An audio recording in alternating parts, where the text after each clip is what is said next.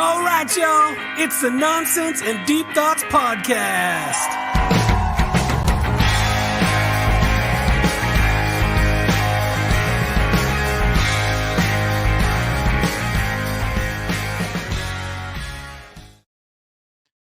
Whoa, whoa, whoa, whoa. What is going on, Twitch Superland? Hello to my beautiful wife, probably the only human being in here at this moment. But it has been such a long time since I have been live on Twitch, aside from just the podcast, which, to be brutally honest, guys, this has been my world lately. This year has been a crazy year. Oh, thank you, Wildish Mama. You are incredible. You are wonderful. You are beautiful. You are everything. But yeah, in case anybody else is in here, I guess I might as well talk about it. This year has been a crazy year. So I haven't streamed much in the way of gaming. Which name? Wildish Mama? Which one? Which one you want me to do? Is there anybody else in here yet? Like, do I want to talk about personal things yet, or what? Get some music to make myself feel a little more comfortable, because I don't know what I'm doing on Twitch anymore. Do you know what you're doing on Twitch? I don't know, man, but it's been a while, so I really wanted to come on here. And I wanted to chat with people. And I kind of wanted to promote the podcast a little bit, because this podcast has been everything the last couple of months. And it's probably been almost 2 months now that we've been going steady and going strong again, since finally finding time after this hectic year that we had. Which, by the way, Alex, we still have got to record our episode for the NICU podcast. You're everything. You're everything. Am I wrong? Am I wrong to say you're everything? I don't think I'm wrong. Like, I feel like most women would absolutely love to hear their man say that about them. Baby, lock the doors and turn the lights down low.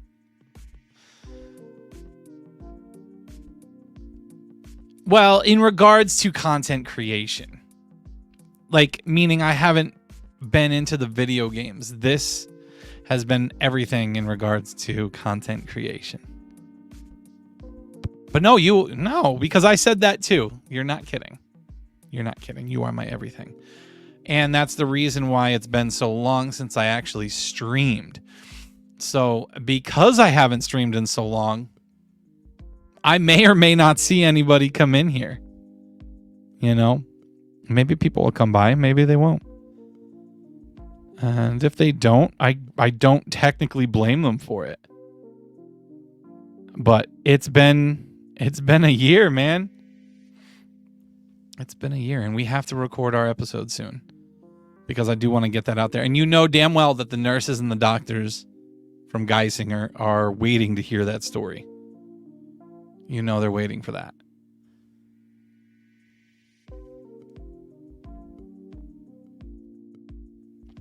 And Aaron is going to create his studio for the morning, try to play around with some banners and whatnot. We are lucky, and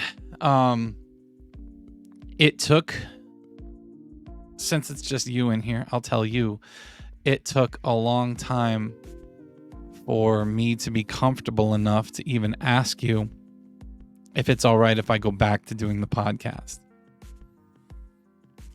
In case anybody else is listening and you want to know, I actually took my PlayStation out of my gaming room.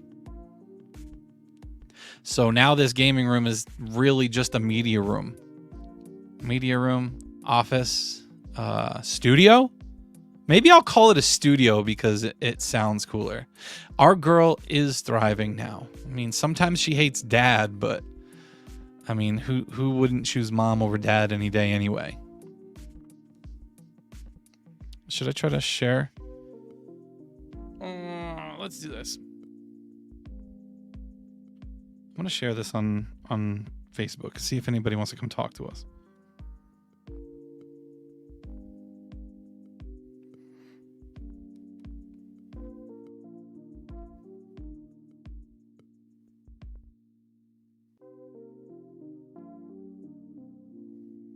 Oh, do. I'm over on. Okay, there we go. It's been a while since I typed up the Twitch URL. And it's been a long time since I've said anything Holy Man related. Holy man, holy fuck is more like it.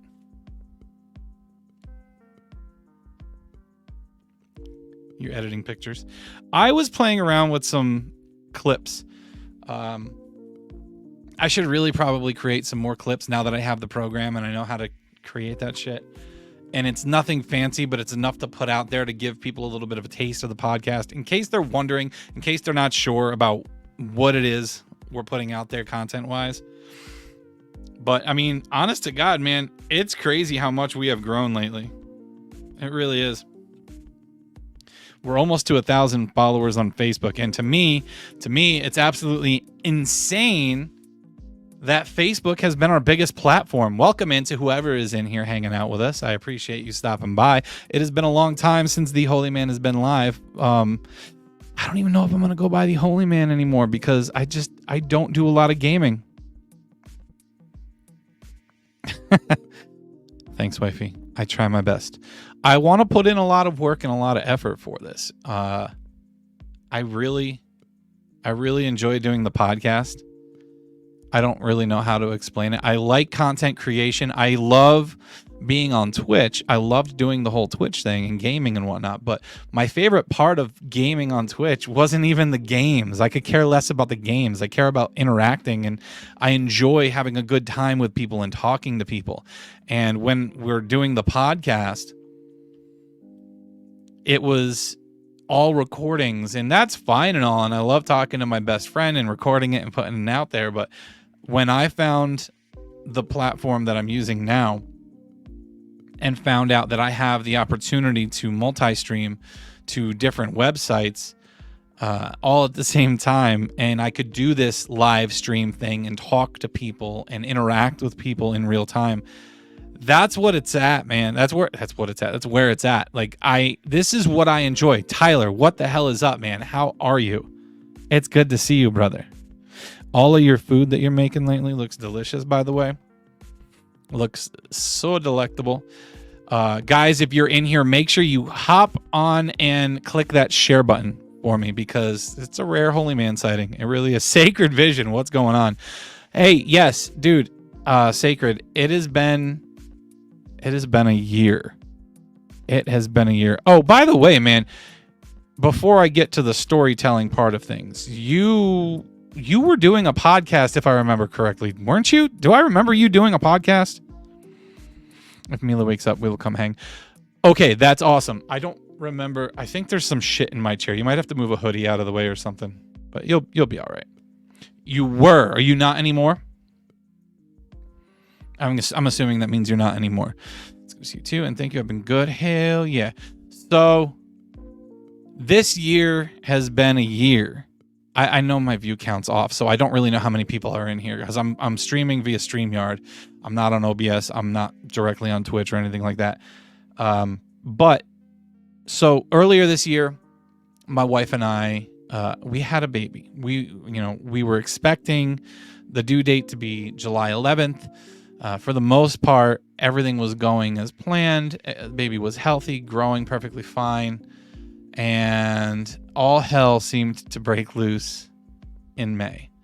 So in the middle of May on a Friday, my wife went to, and I have a separate project because of everything that happened this year. So I'm not going to get into the whole story because we have to record our own story. I have a separate podcast aside from this one that you see below here, Nonsense and Deep Thoughts, which, by the way, guys, please, if you're not following NDT Podcast here on Twitch, please follow that. We are live every single week over there, and you can follow us over on Facebook and YouTube as well. We are very interactive on Facebook. I love to chat, hang out with you guys, get to know you. Facebook has been our biggest platform. We get more interaction, more viewers on Facebook than anywhere else. But back to the story. The middle of May, she ended up going to a routine exam on a Friday. I was driving. I was over 2 hours away from where we are. So I get a text message from her that said they took her to labor and delivery. She's 2 months ahead of schedule. They took her to labor and delivery and hooked her up to monitors and everything. Scared the shit out of me. I'm like, do I need to come back? So non-stress test. Okay. And no, she was all right. So the next day comes, we have got to go back to another non-stress test. Blah, blah, blah. She had another appointment on Tuesday. I ended up taking off work on Tuesday because I was a little concerned. I wanted to talk to the doctor. So we go to our first appointment on Tuesday. Everything looks all right. The doctor thinks the baby's on schedule. Everything looks good, proper size. So then we go to the test in the afternoon. The afternoon was an ultrasound, and we're in there, and the tech is doing her thing, and I'm watching the monitor, and we were supposed to be at 33 weeks. That day was 33 weeks exactly. And I'm looking at the monitor, and everything that the woman was measuring said 29 weeks and 6 days, 30 weeks and 1 day, 30 weeks. And I was like, I mentioned it out loud, and the tech ignored me. And then she walked out of the room and said she was going to get the doctor. I'm like, okay, this is weird. Now, normally, yeah, she got steroid shots in her ass too. Normally, at the end of an appointment, the doctor will come in, they'll talk to you, say everything looks great, we'll see you next appointment, blah, blah, blah. Well, the woman comes back in and tells us that we need to go down the hall to the doctor's office, and immediately my heart sank. I was like, shit. So, lo and behold, long story short, you can listen to everything when we finally do our episode. Clutch, what's up, buddy? My co-host for the Nonsense and Deep Thoughts podcast. Long story short, we got sent over to the hospital, and my wife had to have an emergency C-section. Baby came out. She was born with Down syndrome, and everything looked great off the start. She was crying. I got to cut the umbilical cord. Everything was perfect. An hour later, we get out of recovery. We go to see the baby in the NICU, and they said they had to life flight her to Danville, which is an hour away from where we were, which ends up being 2 hours away from home. And we were in the NICU. She had to have an emergency surgery at 3 days old, and we were in the NICU for 52 days.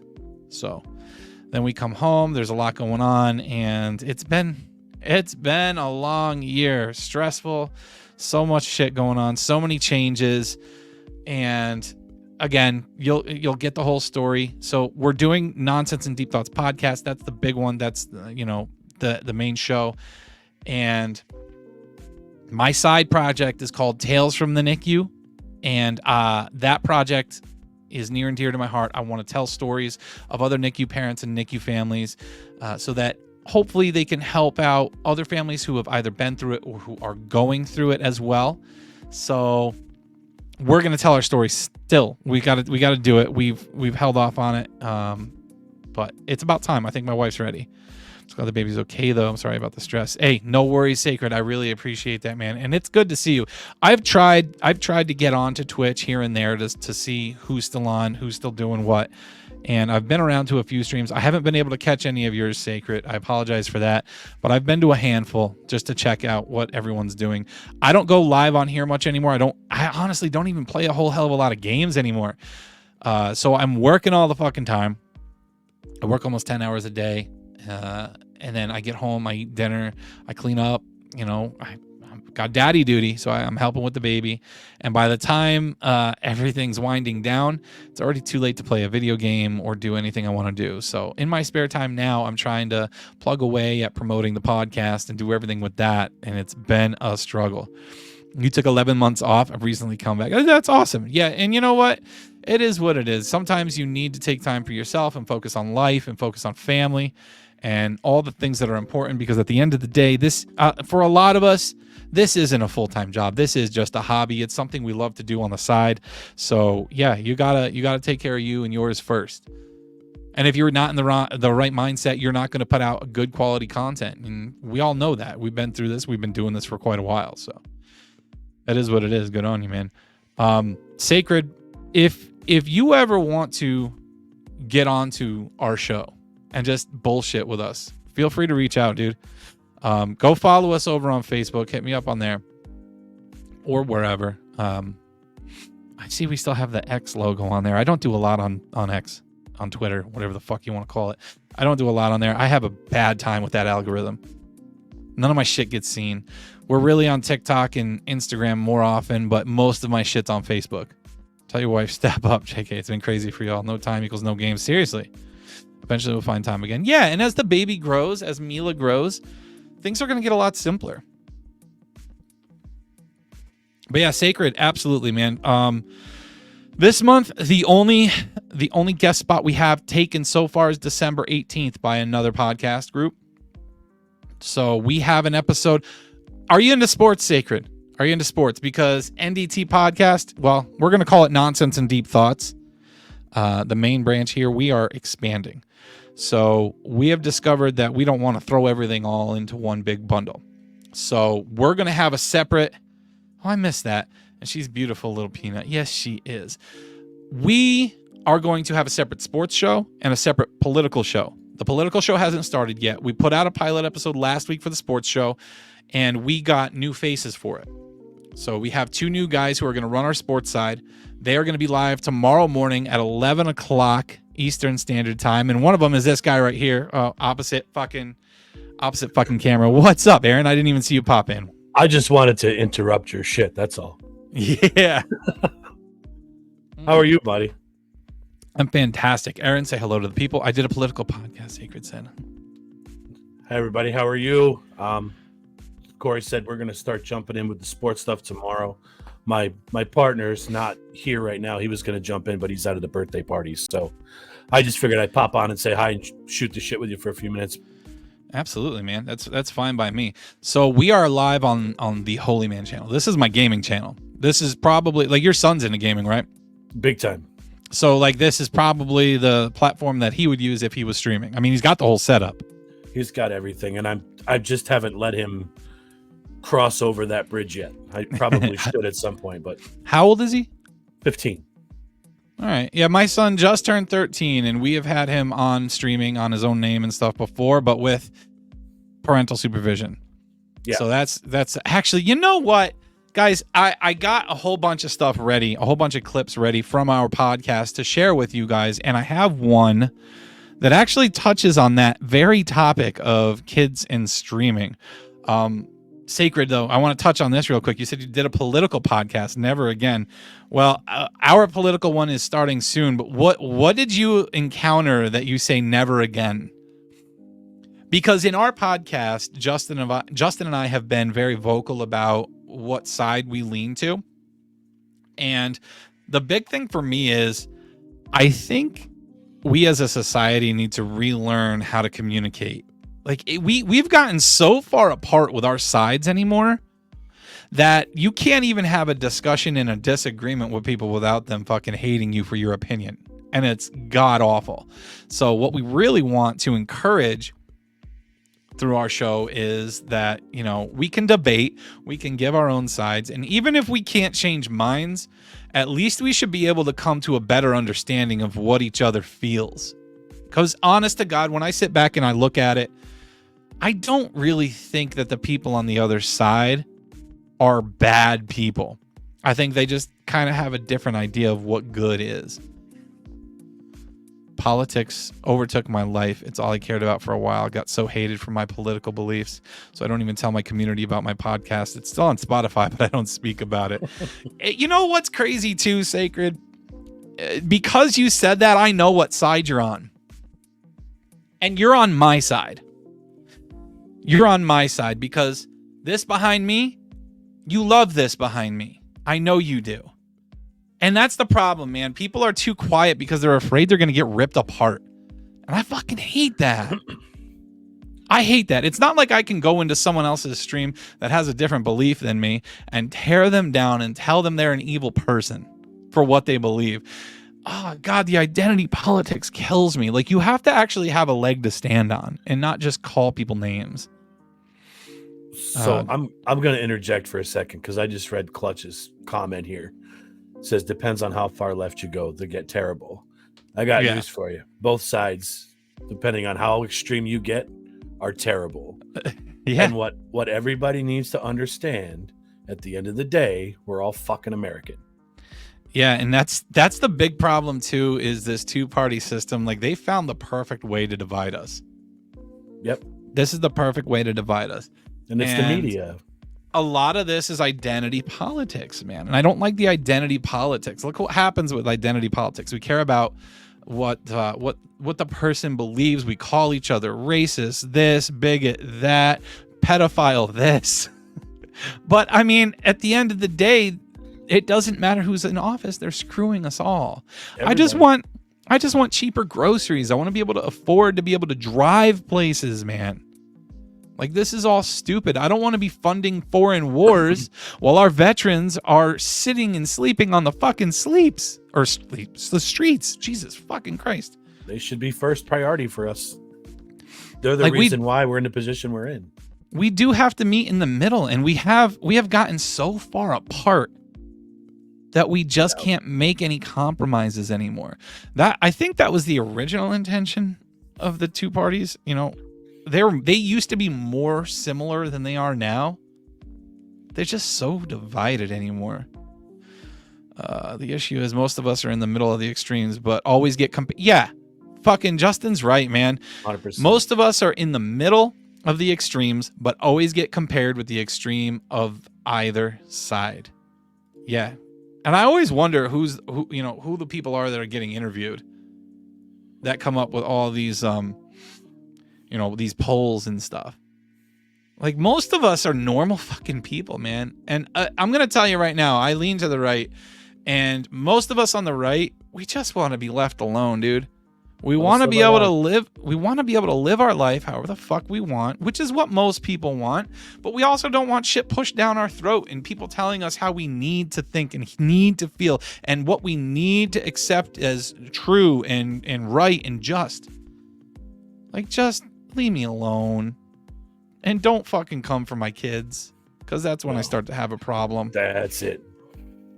That's the line that's been across. That's the line that has been crossed in a lot of politics, man. And I'm gonna say, you're crossing the line when you're going after kids, and you start to fuck with families. I'm laughing at Justin's comment. Justin, we don't know if we want to hear everything you have to say. This is true. Free speech could be a bad thing, huh? Wait, what's happening? What do you mean? There's two of you on. Yeah, Aaron joined in because he was creating his studio, getting ready for the morning. This is the baby. Hey, Sacred, if you're still here, man. This is the dude. Little She's one. getting big. Look at her, man. She's so sweet. Look at Mila. Say hi, Alex. You She looks doing, like she baby? has so much hair on there. Yeah, she's fuzzy. She's adorable. She's doing good. What's that? I said you can see my double chin. You hear her? Yeah, I hear her. You can see my double chin. Oh, I don't know what you're saying. She is Sweet girl. absolutely gorgeous, man. She's doing great. That's doing great. Wonderful. Next month, let go of the cord. Let go of the cord. Next month, she's precious. Thanks, Sacred. Next month we have an appointment. Or are they probably going to talk about it at the end of this month? It's this month. Well, I know that. I know we have this month. Is this when they're going to talk about it? Mm-hmm. Hi, honey. This month they're going to discuss with us when we're going to start purees and stuff, like Dude, actual food. You got trouble. That's Daddy's girl right there. Yeah. Oh my God. She just likes my voice. Hi, baby. So the surgery that she had was for a TEF, a tracheoesophageal fistula. I think I got the word right. It's a big word. What that means is her esophagus was not connected to her stomach. So at the bottom of her esophagus, it went almost all the way to her stomach, and then down in here, it formed a pocket. So they had to go in at 3 days old. They usually try to wait until they're 4 pounds. She was 3 pounds, 9 ounces.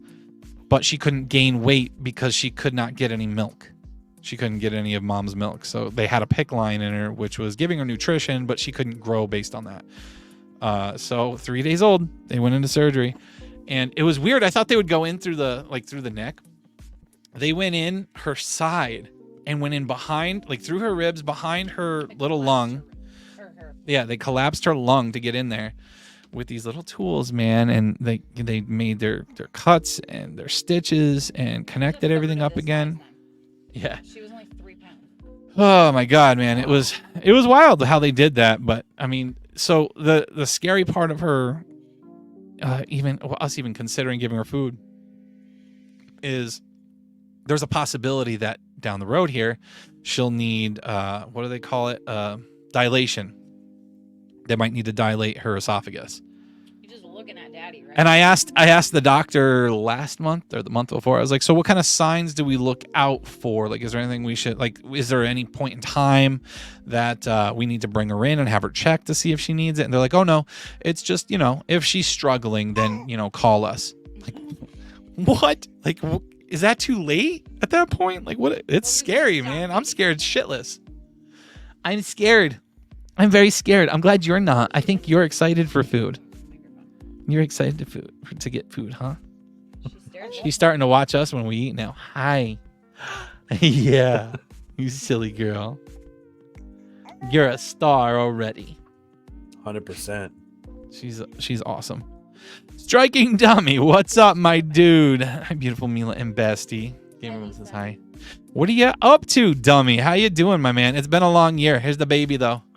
She's doing good. Oh, the big guy's in here, too. Careful of the drink. Don't let her spill that all over the computer.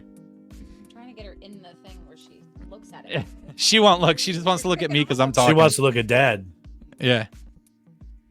I appreciate that, Dummy. It's been a long time. So a lot of these streams coming up are going to be just chatting streams. There's a dog under me or a cat. I don't know what it is. There's an animal. But I took my PlayStation out of my studio. PlayStation went downstairs so that Alex had something to do during the day. I wanted her to be able to play her Harry Potter game. And honestly, a lot of my focus has turned away from Twitch and gaming and gone towards the podcast. So this guy that you see next to me, everybody, this is Aaron. He is the new sports host for NDT Sports. So Nonsense and Deep Thoughts is expanding. We are putting out a sports show that will be a weekly show, and we will also be putting out a political show. That one is still in the works. We're waiting for everything to get set up for that one, but hopefully we can have some friendly and logical debates on there. So who's going to head up your political show? Do you have ideas yet? You don't have to reveal that, but I have someone. I have one main person. I have another guy that I think wants to do it, but I haven't heard from him in a bit, so I got to check in with him. But yeah, and I'm going to jump in from time to time, but we'll see. Whoever else wants to hop in, and I'm sure that my guy will be down for people who want to come in just to debate him, because he's Shapiro-esque, if I might say. It's going to be interesting to watch. Hi, Aaron, who's next to Holy Striking Dummy says. Jumping into a game, bro. Good luck with the podcast and protect that beautiful baby. Thank you so much, Sacred. I appreciate it. Don't forget to follow the podcast page and hit me up so that we can figure something out. I'd love to have you on so we can just chat. So the cat people thing, I'll join. I'm just excited to piss people off with that one. Okay, so going back to what we were talking about with Justin, your kid and streaming and whatnot, I got a bunch of old clips from our podcast ready to go, stuff that we can talk about that I think are interesting points. And that happens to be one of them. We raised that question in one of our episodes, Aaron. So I'm going to play that clip, and I'm going to let you listen to what Justin thought about this, all right? Okay, cool. It's still so new. What's like NFL players average 3 years in the NFL, right? So what's the average streamer That's a good viability? question. Like how And long that's a are you good thing. viable as a streamer to make money to live on? That's a good question, but I'll tell you right now, he's got the next 5 years to see how that trend goes. Right. And- See, I look at it from a different Right now. angle. Like when we were 14, 15, 16, 17, we had part-time jobs. Yeah. If he starts making money from the streaming at these teenage years where we built work ethic. Mm-hmm. If he's Dummy, making I've been money, great, 'cause dude. once he hits 13 and can stream on his own, he can make money from it, right? Yep. So does that to Oh, get you're himself talking to by as Gamer his Mom. part-time job, but then also runs his course because we don't know what the span in years is I'm always afraid of her grabbing the for streamers right now, Yeah. runs his course as a teenager, then what's his work ethic going to be like as he's older and actually has to get a job? You know, Mhm. that's what I would worry about. She's tooting. Well, not only that, but like, what do you think about his social life? So if he starts off at 13 and he's making money doing this, and you know that this is a full-time thing if you want to make it as a streamer, I mean, what's that going to do to his social life? Like, Yeah. you know, It's- we were out there playing on the streets, you know, coming Yeah. in at like 10 o'clock, 11 o'clock, sometimes midnight. I don't think the streaming so much will affect that because kids don't play out on the streets anymore anyway. They stay inside and play video games. Yeah, That I is think the so, social too. life now. It's all about, I it don't comes know, down man. to balance. And I think, thank you, dummy. I think when it comes down to it, he's got a pretty damn good teacher on how to balance all of that out. Because I've had, like I've said, I've had the highs, I've had the lows, right? I know how it works. I know how if you want to push and try to be successful and be full-time with this, it can consume you. So I know the things to show him. I know what to tell him. And again, it could be like his part-time job, just like we had part-time jobs, right? And that's the way I'm going to look at it for now. So that's why I say for now, I'm going to allow him to stream once a week to try to get his feet wet, see how he likes it, see how he does with it. And like Charlie said in chat, it can be his passion project. It doesn't have to be his job. So it's like it is with me. It's my passion project. Just the same as this podcast is. I have a full-time job. I work 45 plus hours a week. Right, but you're also And I do this on the side. in your 30s when you started streaming, knowing there's a good chance like you're not going to make a career out of streaming. Yeah. If a kid his age, as good at games as he is, sees success in making money as a young teenager into adulthood, but then falls off, not because he's gotten worse at games, but just because that's the life of a like the lifespan of a streamer. Yeah. Where's he at then? Like, Valid points. You hit the nail on the head with one word: balance. So, Yes. and my issue is knowing my son as well as I am. We actually have the same birthday. He's born on September 2nd, like I was, and he is me to a T. Yeah. This kid beats to his own drum. Structure is hard with him because in his mind, I'm going to do it this way, and I'm not going to have anybody tell me how to do it. So the maturity level is now starting to get there where I can turn around and say to him, "It's okay, bud, you got an hour." And we adapt to that time frame. Where it was 2 years ago, I don't understand why I have to get off the computer. Well, you have other things you got to do. Now he's homeschooled, which is great for him. He's very mature 15. He hangs out with 20-year-olds. He doesn't deal well with his age group. So he's matured beyond his years at this point in his life, where I think now the balance would play into it, but I would still have to set some parameters and everything else. I can't right now. So, and I also know, like where Justin said, if he makes money, but some of these kids, if they have one good day Eli, or come here. a good stretch where they're making some cash, and then it goes down, like I'm sure it fluctuates a little bit with your views or however how that works. But I want him to kind of reach for the stars too, because like Justin said, he's not necessarily going to be making a living as a gamer. If it's a part-time job and a hobby, so be it. But I don't want him to grab that brass ring thinking that he's going to be a full-time gamer the rest of his life. And if that doesn't work out for him, he's got no plan B. Yeah, and that's super important. And like I touched on the fact that you really need balance because it's something that I went through. So if streaming is something he wants to get into, I would highly recommend he watches some people on Twitch or YouTube first, like live streamers, people that do this live, not just like the YouTubers who put up their gameplay videos or their clips and this, that, and the other. Right. Like I would talk to him if he wants to about what we do and what we don't do, the ups and downs, the struggles. And you know what's crazy is in this realm, with gaming, with streaming, you see a lot of people talk about mental health, this, mental health, that. And a lot of people will say this is their release. This is their way of, dealing with depression. This makes them happy. This is their happy thing. But with that mindset, if they start seeing a little bit of success, their viewership is growing, they have more people coming in, and then all of a sudden something happens and that drops off. Now, if they were already dealing with some mental health issues and depression and whatnot, they're going to tailspin again. They're going to spiral. Yep. It's because the one thing I need people to understand with streaming is there is a lot of ups and downs. It's very rare for someone to catch fire and just go from here straight to the top and start averaging thousands of viewers for your streams, hit partner, and get a regular income. It's not a normal thing.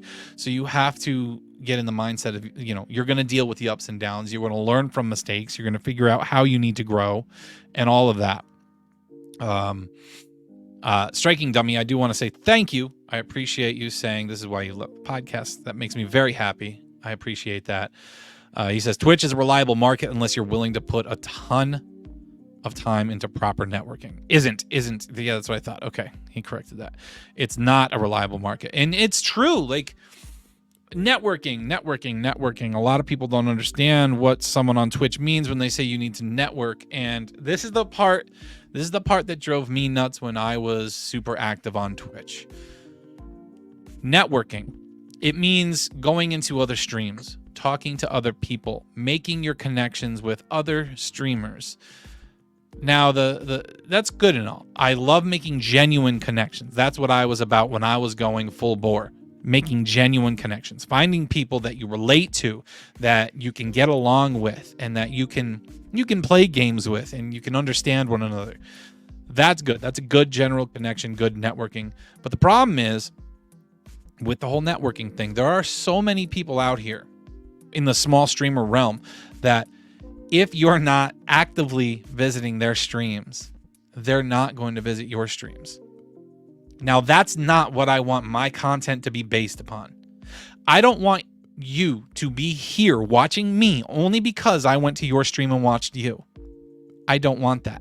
I'm cool with giving someone a chance, and I will always go back to the people who I enjoy, the people who are interactive, who treat people right, who put on a good show and aren't too cocky. Everyone has their own tastes. People watch people for different reasons.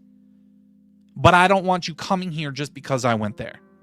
Right. I want you coming here and watching me because I gave you something of value that made you want to return. I don't like, because that type of networking to me is fake and I can't stand it. And the crazy thing is, I'm finding out that the podcasting realm is a lot like the Twitch streaming realm, like the gaming realm. So I'm going out and I'm trying to make connections with other podcasters, other people that are on the same level as me, and I'm checking out their shows. I'm talking to them. I actually have a group coming on from the Eye Opener Society. They are some good people. I genuinely enjoy their show, and that's why I said, why don't you join us, hang out with us, chat with us? I think we have a lot in common. But I don't know how many shows of mine they'd listen to. They could have listened to one, they could have listened to two, or all of them. I don't know. But I'm not listening to their show because I think they're listening to mine. Justin said, ever since that episode, I've seen it. There are quite a few streamers I watch that don't do it anymore because the viability doesn't last. Absolutely. My wife says you were spending entirely too much time on it when you were doing so well on Twitch. Yeah. So that's the part I can explain to your son. And I know I've been talking a lot, Aaron. No, sometimes you're good. I'm listening. Sometimes I get long-winded. But let it rip. That right there that my wife talked about, like, the first time, and this is where my big learning experience came. This is when my first big learning experience came. Is I was growing and I was doing so well on Twitch. And I know you probably don't know a lot about the analytics side of Twitch and what are good numbers, what are bad numbers and all that, because you don't go on here, you don't watch games and stuff. But a lot of small streamers like myself, we hover below 10 viewers at a time. Like, people come in, people come out, they check it out, they leave. And it takes a while to build up enough of a viewership to get to double digits and into the 20s, then into the 30s. For a while there, I was spending a lot of time on this. And I was doing my networking. I'd get home from work, I'd have dinner, and then I'd be in my room, and I'd be on Twitch, I'd be making connections, I'd be talking to people, and 3 or 4 days a week, I would be live on my own streams for 2 hours. And it consumed me. I got up to the point where I was in the mid 30s. I had a lot of people coming in, and I was doing well. I was making a decent amount of money on it, but it consumed me. And she'll attest to it, and she'll admit to it, but it caused some strife in the household. Like it was bad, and rightfully so. I upset her because I wasn't paying enough attention to the kids. I was doing my own thing up here, and there were a lot of struggles at that point in time, and I had to step back and say, listen, as much as I love doing this, I got to step away for a little bit. I got to, rewire and figure out what it is I'm going to do. So I stepped away for like 3 months. And then when I went back to it, it was like starting all over again. Like I would go on live and I'd have like 3 people in here. Like right now, mine says six viewers right now. And before Mila was born, and this is my favorite part, okay? I ended up gaming with Alex. That's how we spent time together. I got her own PlayStation, and we would play Apex together with the gamer mom on there, with Lisa, her gamer bestie. And we would play together, and that's how we would connect and spend time together. And we were doing really well. I had a lot of viewers. I would bring in about 20 people per stream on average. And then everything happened with Mila, and I hadn't been on all year. And now first stream back, this is what you see. Only a handful of people. And you have to be okay with it. Yeah. That's the big thing. That's the roller coaster of it. So, I mean, if a young kid is going to get into it, they have to be prepared for that. It's not going to be instant success. And the best advice I could give is do it because you love doing it. Just have fun with it. Don't expect the world. Don't expect to make money. Go on and do it for fun.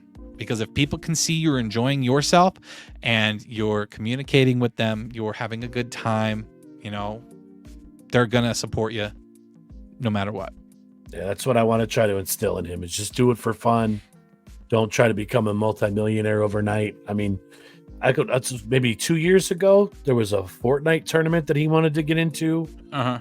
And some kid ended up winning like $3 million for winning this massive Fortnite tournament. I'm like, he's like, oh, I can do that. I'm like, that kid was 16, right? Yeah, he was young. Aaron, your kid's 15. My kid's now 13. My kid is a baller at Fortnite. We should exchange their names. Yeah, because my son is real. Like I can't even.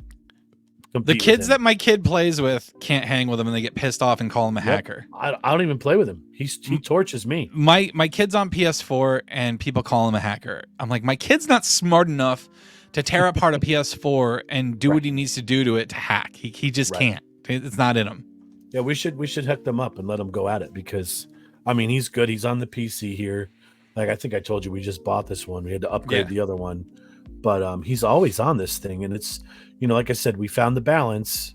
But he's always looking for new people to hang and play with too. I mean, a lot of times at night he's playing Fortnite with his girlfriend. I think he would enjoy, even if he brings your son in to his group or whatever they do with it. Let Eli run around with him in there. I mean, they'd have a ball. And that goes back to the networking thing too. So my 18-year-old wants no part of any of this. He just sits and plays his race car games. So, but they're totally whatever different makes animals. you happy. That's the other thing too. It's not, streaming's not for everybody. Like No. in my time, I've seen people, I've gone into streams where people are like, oh, hey, please support me. But then you go in and they're just playing the game. They don't have a camera. They're not talking to chat. They're a little shy, and that's fine. It's okay to be shy, but like, don't be upset if people aren't coming through. Because a lot of people on here, they want to come through because they want to connect. It's interaction, right? It's all about interaction. There's two things people go into a stream for. One is the interaction, the whole chat room thing where they can talk to the person playing the game. They can try to connect. The other thing is they go to see the best players at the game. Right. And that's it. If you're neither, if you're in between, if you're a meh player, you better have a good personality if you want to be a streamer. So you'll probably laugh at me for this, but I'm a huge retro guy. I love There is nothing wrong with that. my 8-bit Nintendo. I love my NES. My Switch Online accounts. I have the Nintendo 64. I love watching streams of those type of games. These open world games and stuff like they have out now, in my opinion, are just too complicated for me to even try to figure out. I want to play Mario and catch a mushroom and die, whatever. But I love that stuff. Contra and RBI baseball. Like I will play that for hours. Listen, my favorite baseball game was Little League Baseball, and I still have it. Yes. Yep. So I mean, my wife loves open world games. They're cool. I mean, I'm a huge, clearly Star Wars guy. I love it. And we had Star Wars Battlefront, and I would play that for hours with them. That was cool as hell. Yeah. So, but other than that, man, my 8-bit games and my Nintendo 64 are my best friend. So I love that stuff. And I love watching people stream playing that. I try to, like, I watch a lot of TikTok streams with the people doing that stuff. And that's a recent development too, is the TikTok gaming. That's only been the last year or so. Yeah, it's pretty cool how it's done. I have no freaking ambition to even get involved in that part. You know what I mean? Like, I'm not going to sit here and cast my playing a game out there. I just don't have I don't know. It's not for me. I mean, I love watching people do it, but I personally just won't do it. So Hogwarts is amazing. I do love my N64 though. Wish it worked. Alex, tell me, have you played this Hogwarts game? Justin, Corey? I have not. I'm not as big of a Harry Potter fan as she is, but because she has it and loves it. I'm trying to figure that out because I love Harry Potter too, but I haven't even tried to buy the game or try to play it yet. So if it's cool, Alex, maybe I'll get it. She loves it. I mean, she's all about it. Okay. She thinks it's super cool. Worth every penny, she says. Worth every penny. See, I'm big into the open world games too, and it's funny because that's how I got my start in streaming. And only when Alex got her own PlayStation did I start playing Apex Legends and playing that with her. I love that game. That's a first-person shooter, battle royale style. It's very fun. But the open world games is where it's at. Games like The Witcher 3 I loved, Horizon Zero Dawn, the new one, Horizon Forbidden West, those kind of games that have a great story to them and like endless side quests. Elder Scrolls, Skyrim, that's fucking amazing. Alex is trying to sell me on this game. Oh, yeah. She's going to get very in-depth with it, dude. Oh, damn it. I'm going to be spending money I shouldn't be spending right now, but... I'm pretty sure you can learn Avada Kedavra, too. Just start going around killing people. This is how simple I am. Last night, I got so excited. I saw a Facebook ad for... There's the Grinch Stole Christmas video game. And as soon as I got home last night, I jumped onto my Switch Online account and I downloaded this stupid game. I haven't played it yet because it's still installing I think it's done by now, but I was like, oh my God, it's just stupid shit like that. I love it. The Grinch video game? Yeah, dude, it's a That's Nintendo incredible. Switch game. It's on PS5, PS4. I was like, I'm buying it. I bought it online. It was $43. I'm sure it's a shit game, but I'm going to love it. Yeah. For the Grinch? That's got to be an in-depth Grinch game. What the fuck? I'll let you know how it is because, like I said, it just installed. But I want to check it out because I was like so stoked over that. I love Christmas to begin with, but but that game just looks cool to me. All right, so I have all these clips lined up. So now that we're through that section, I'm gonna play some more of these clips. Maybe something will jog a memory for someone or light a fire. Justin, are you at work? Yeah, I was just gonna ask. To steal Christmas. No shit, Justin. Yeah, is he working? He's got to be. Yeah, he's got to be working. He's watching while he's probably just listening. I was gonna say, if he wasn't working, he'd have been in here with us. You know that. Yeah, this is kind of going to be like how Monday night goes for our actual show over on Nonsense and Deep Thoughts Podcast on Facebook, on YouTube, and NDT Podcast on Twitch. Make sure you guys follow along. We are expanding. We are doing great things. The sports show tomorrow morning at 11 a.m. Eastern Standard Time. I hope you enjoy my radio voice. Now we are going to go to another clip. Which one am I going to play? Let's play this one. There's the heavy part that I really wanted to talk about. Look at the hair, bro. Yeah, I'm going to bring it back. And I don't really know what I wanted to come from that, other than the fact that I wanted... It's not worth it. Yeah, other than the fact that, exactly, I wanted people to know that if you are thinking of something like that, you're thinking the world would be better without you. It's not worth it, for sure. Like, if I felt that way about some complete stranger whom I've never met in my entire life, then you know there is someone in your life that will miss you. Like, life is tough. Life's tough. And to quote one of my favorite shows of all time, life's tough. Get a helmet. You tell me code and I'll tell about the code. I don't remember what code. Boy Meets World. Eric to Corey. Life's tough. Fuck, I couldn't put that together. God damn it. That's what we need, man. We need more shows like Boy Meets World, or that just needs to be on a forever. He wants to code off the email. He's trying to jump. Never let that one go. It's forever on Disney Plus. Yeah, yeah. And that's funny because good thing Disney Plus puts out. Even when we were 1-2-2-5-8-0. To this day, our friendship can like follow suit with that. Like, yeah, you were Corey. Mm-hmm. And I was Sean. You were Sean. Yeah. For the most part. Yeah, absolutely. Except I didn't get the whole poetic thing at the end, which, god damn it. I agree with your wife there. You don't know how many lives you've touched. I mean, just you as a content creator and people coming in and watching you.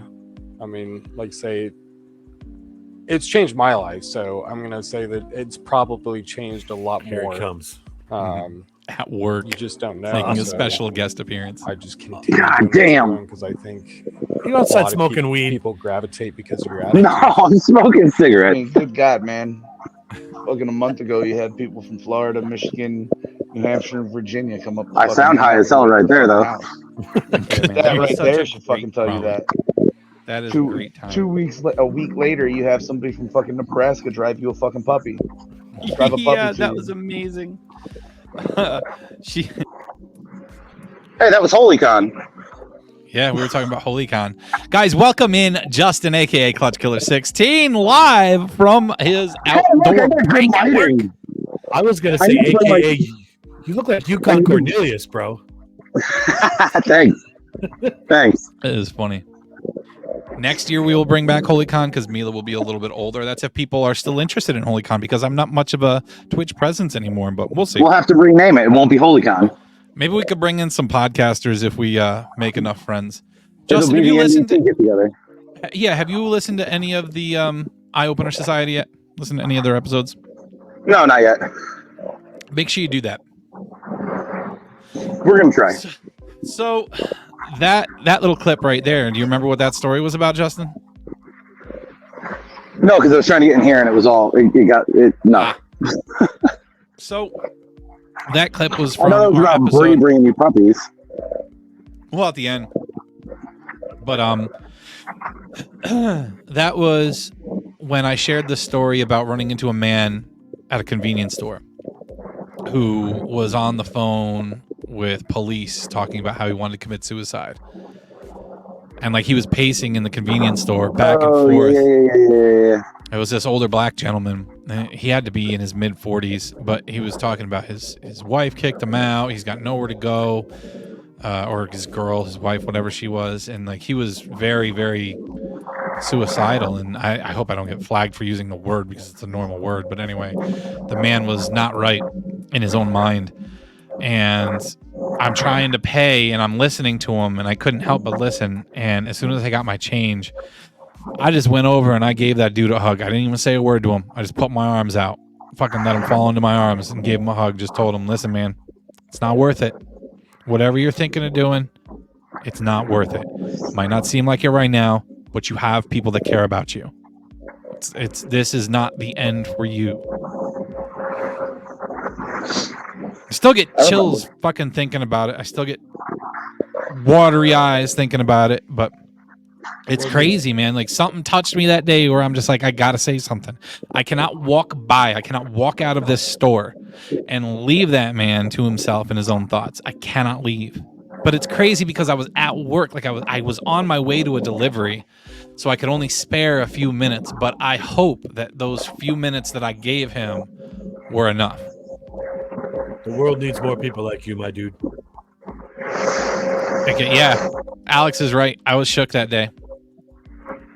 Like I called her, like I didn't even call her immediately because I probably would have broke down a little bit. But like I waited about a half hour or so and then called her and told her what happened. But like when you hear about this kind of thing all the time, and I've spoken to a few people, and it's weird because I've had people reach out on TikTok back when I was like really growing on TikTok and did a lot of stuff like that. And it's different when you're in the presence of it.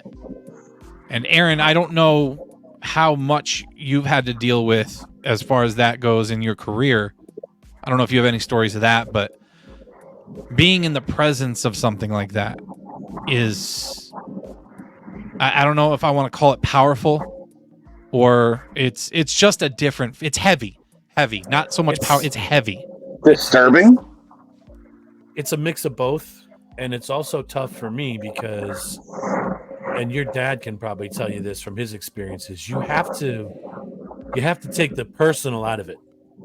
You know, it's very difficult to do because you still feel bad for the person, but you also have to maintain your awareness. I want to say you want to make sure that you're going to be safe through the entire interaction. Yeah.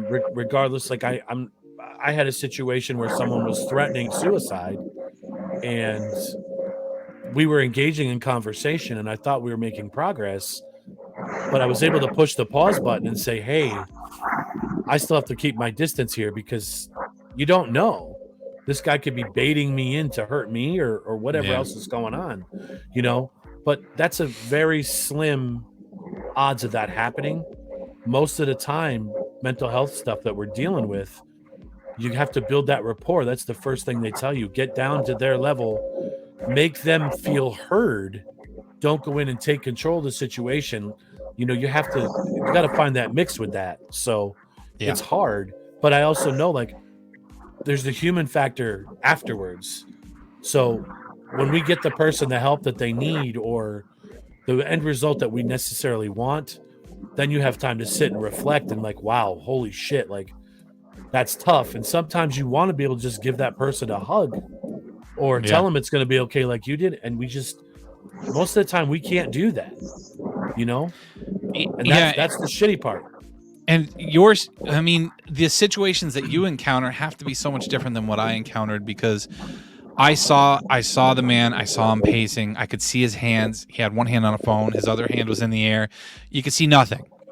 And being in the field that you were in police work, you never know what you're going to find on that person because a lot of times when you get called to the scene and something like that, it's generally kind of like an extreme measure. Like it's for a reason. Like someone has a weapon on them that they're going to cause harm with. Someone's called. I'm on break, Alex. Someone's called us and said, "Hey, this one's threatening this or whatever." So that's where it gets difficult because now we're heightened awareness. We're trying to get there and everything else. But I've ran into situations like you did where someone's just walking around and you could just tell something's not right.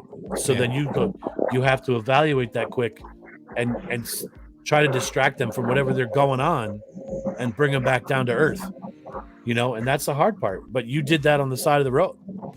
You did my job. So that's the cool part. It's a very rewarding experience in the right situations. Yeah. So Justin, you also got a lot of wind or something going on. Yeah, he's got a lot of background noise. Well, I'm at work. That was probably the machines. You can hear them outside. Machines making cans and shit. They are. Let me check my can. Does it say can pack? No, it says ball. Fuck ball.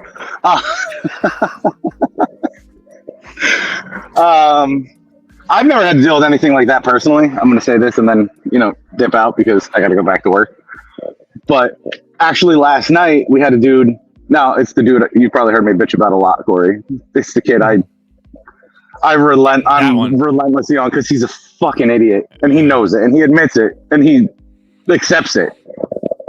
But like we've been good recently and we came up to break last night and I just looked at him. I'm like, bro, you don't look right. And now he's a drinker. He's like, yeah. I was like, so what the fuck are you on? He's like, nothing. He's like, you know when I'm hungover, and bro, like he literally doesn't remember anything. At one point, I handed him his fucking phone, and he dropped it within 30 seconds. Had no clue. I was trying to get him to text somebody to come pick him up because he doesn't drive. He drops it, and I looked at him. I'm like, yo, you dropped your phone, and no response. And I like nudged him. I'm like, yo, you dropped your phone. And he looked at his hands like he still had his phone. Then he looked to the ground and was like, oh. I'm like, Jesus Christ. So I had to get the supervisor up there and he ended up leaving in an ambulance. Thankfully, it was only his sugar crash. He had like a hypoglycemic episode. Sounds like a diabetic issue right there. Yep. Oh, shit. It's really that bad, huh? I've never seen that before. Ooh. Dude, it was scary. I was joke. extremely worried about him. And like I said, I'm relentless with him because he's been here since the beginning. He doesn't know what he should, and that's a whole story in itself. But it was scary. Yeah, I bet. So I want to throw a spin on this, like Justin just did. A lot of times when we get calls for things like that, so someone will call it in as a mental health episode. Our job is to decide if it's a mental health issue or if it's a medical issue. And we're trained for that. We're first responders, but we're also basic life support trained. So we know if someone's whacking out, maybe they just need a glucose tablet or a sip of orange juice to get them back down to earth, to get them to the hospital. We have issues like that all the time.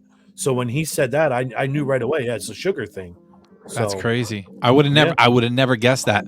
Yep. So that's a cool thing to bring up for people to look out for with diabetics in your life. I had no idea it could look like that. Yeah. Like I knew like dizzy spells and headaches and weakness and stuff like that. I didn't know that it could look like you're tripping.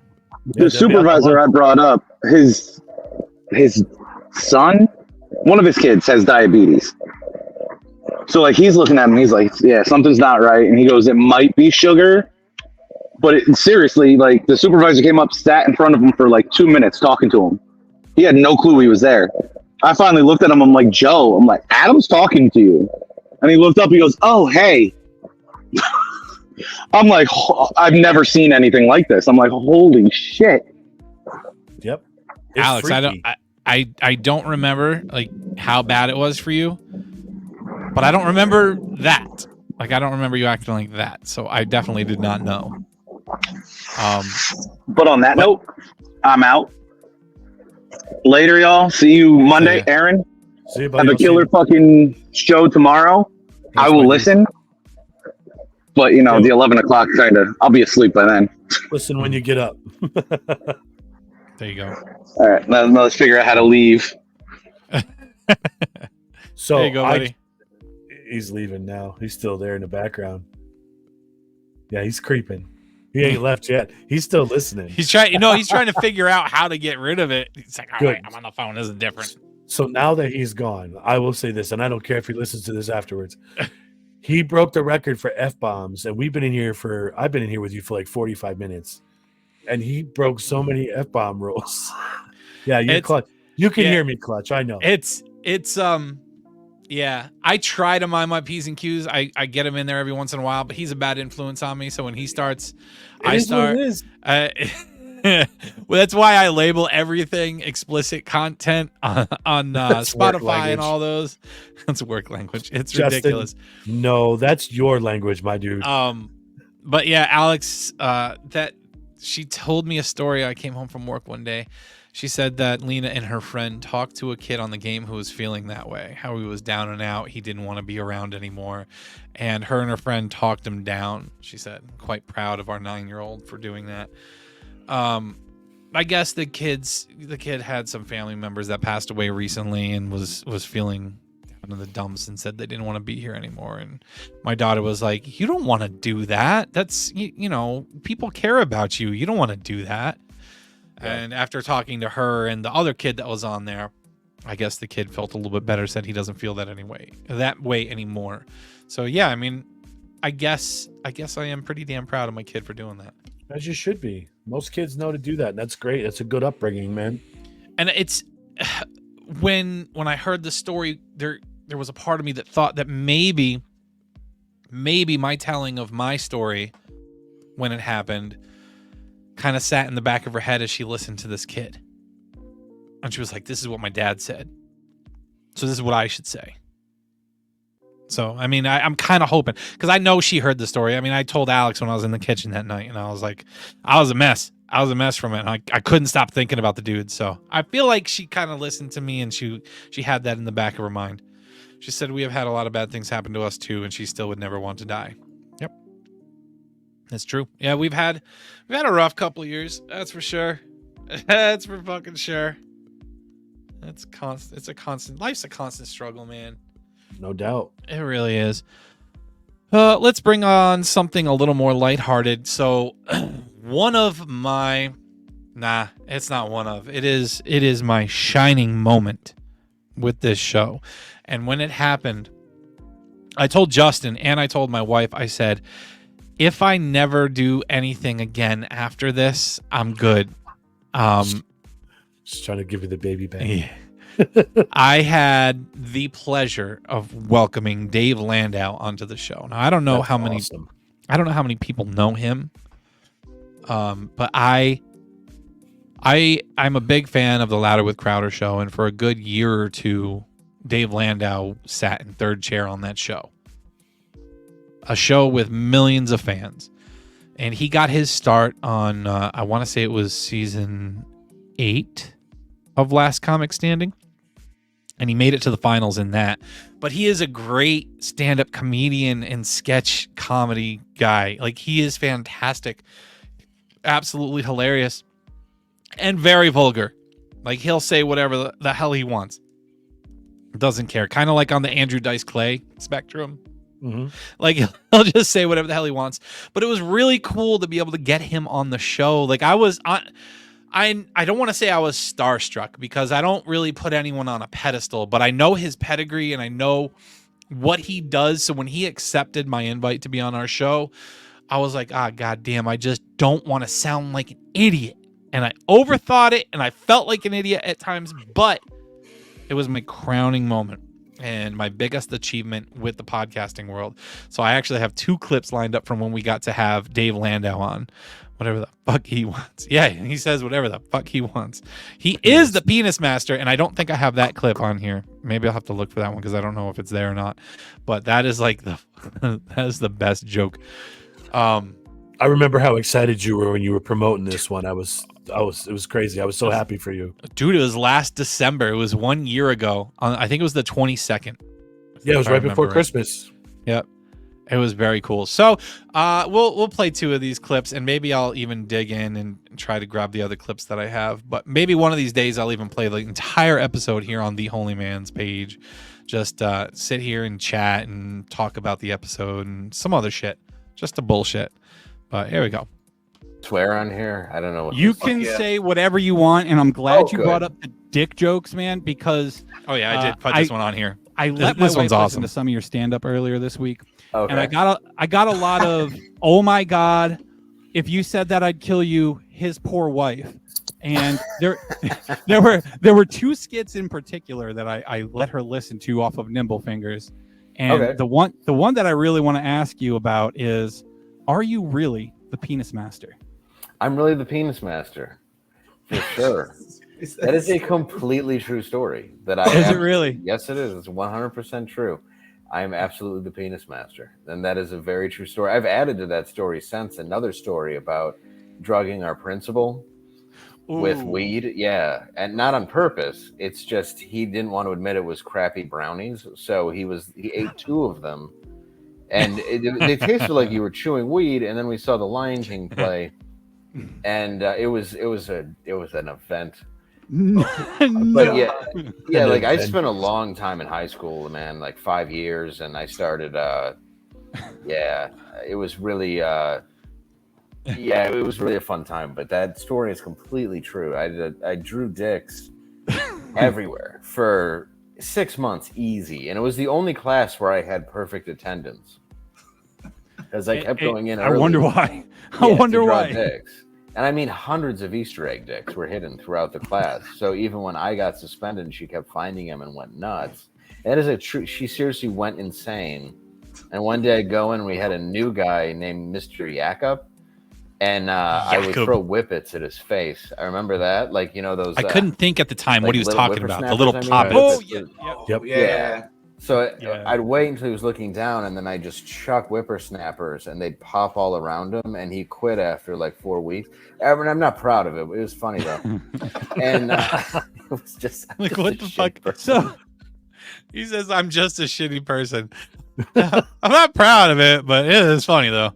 Like, dude, he was a riot. And my favorite thing about having him on was he was real, man. Like, he didn't hide shit. He talks about how he struggled with addiction and his mental health and all of that. And he's just so real. And I think that's the other clip that I pulled up here. So I'm gonna check this one out too. Let's see what he did with this one. You mentioned that you're currently in therapy and that you have to journal okay, so he every talks day about for it. that. And I appreciate that about you, man. I listened to a lot of different podcast episodes where you're featured on it, and you have zero issue in talking about your past and your struggles with addiction and depression and anxiety and all that. But I also remember you saying that when you're on stage and when you're performing, the anxiety doesn't really bother you. I almost have the opposite reaction where leading up to even before tonight, every episode that I go on, I get this anxiety, this overwhelming anxiety before I hit that go live button. Is there something that you do where you can kind of prepare for what you're I about still to get do it. to Tonight try I to did. wash that True. away and get It's into ridiculous. the right mindset? My Or is it chest just pounds something until you've I go overcome live. with time and confidence? I just snort benzos.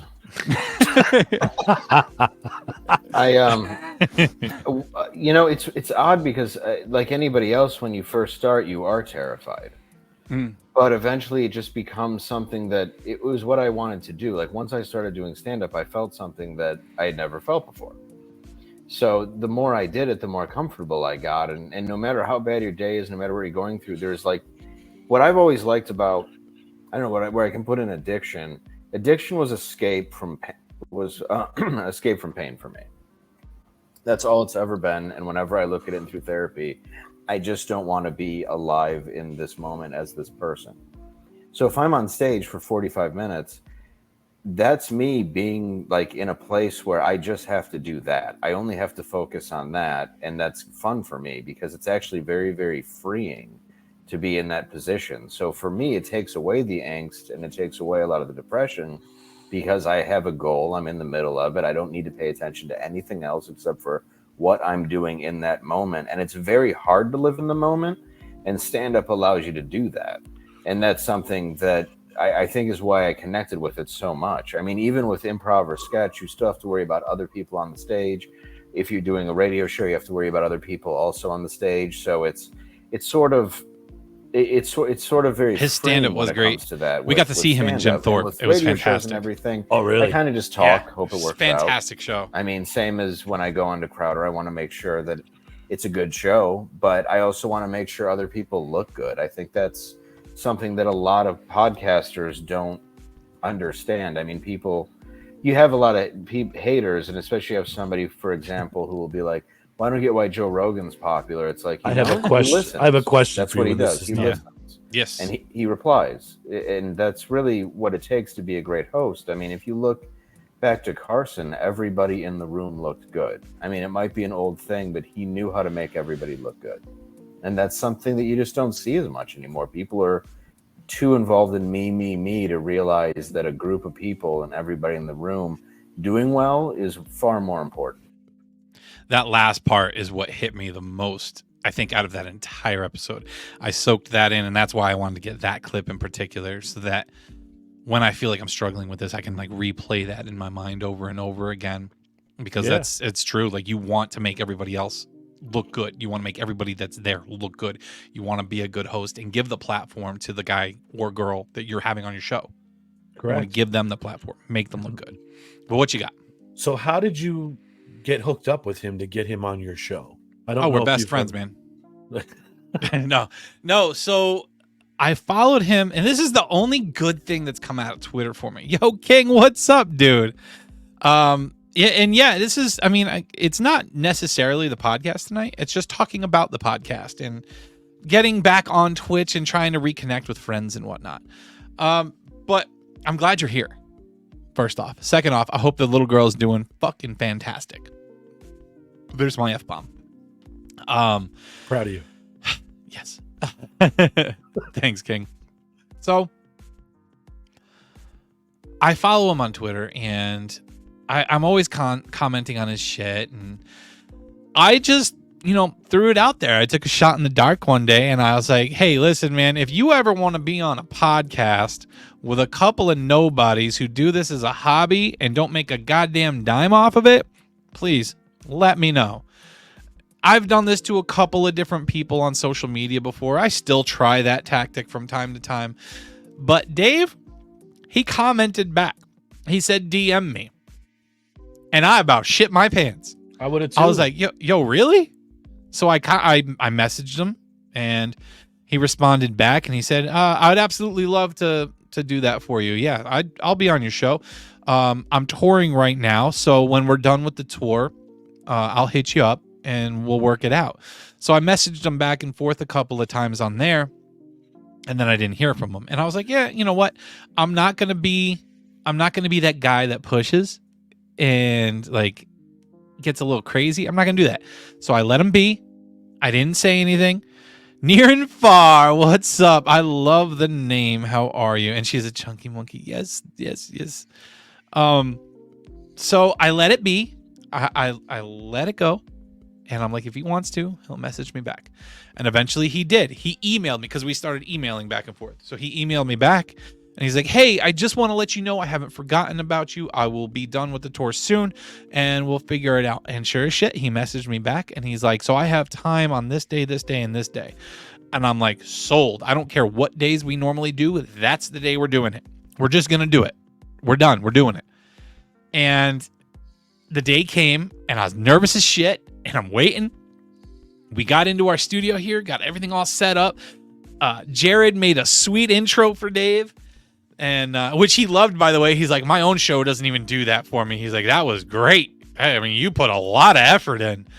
Kind of joking with us about it, but that was cool. But like, we're waiting backstage, and it got to be like 5 minutes to showtime, and you see his name pop up backstage, and I was like, holy shit, it's really happening. So I brought him in, and I talked to him real quick, told him what the plan was. And he's like, yeah, I could do about a half an hour, 40 minutes. Is that all right? I was like, Dave, listen, man, I will take whatever you will give me. And he's like, okay, cool. And we ended up going for like almost an hour. It was fucking fantastic. Like, he seemed to have a great time. He's like, yeah, I'd love to do this again. And I haven't heard back from him yet. It's so cool because like, you had that period where you figured out this is just a bunch of shit and he's not going to message me back. And it tells you what type of dude he is if he followed through like he said he was going to. Yeah, dude. And it was such a cool experience. And listening to him talk about what a good podcast host is, that short clip there, that's the series. Like, he's such a lighthearted man. Like, he's always so funny and just puts himself out there.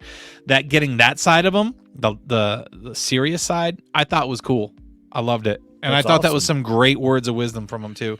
But yeah, man, like that's how I want to go. Like, I want to shoot my shot with people and see what happens. I actually got to start reaching out to a couple more people. There's certain people that I would love to try to get on this show. But the ones I want to grab, a little more difficult to get a hold of. It's not like I could send them a message here and there and have them, be like, oh yeah, we'll definitely do that. I got to figure out how to contact these people because I know they have like business contacts. There's ways. I just can't fucking pay them for it, No, I told you, I'm not going to say who, but we discussed this, and I did exactly what I said I was going to do. Guys. I sent that letter certified mail right to where I said it was going, and I Tom want to McDonald, see. yeah. I want to see where it's going to end up because that'd be awesome to get him on here.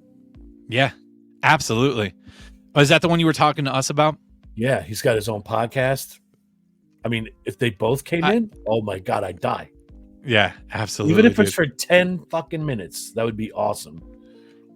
King, thank you so much for the little promo there. I do appreciate that. Guys, it's been quite a while since I have streamed regularly. I used to do this all the time, but I used to do more of the Apex streams.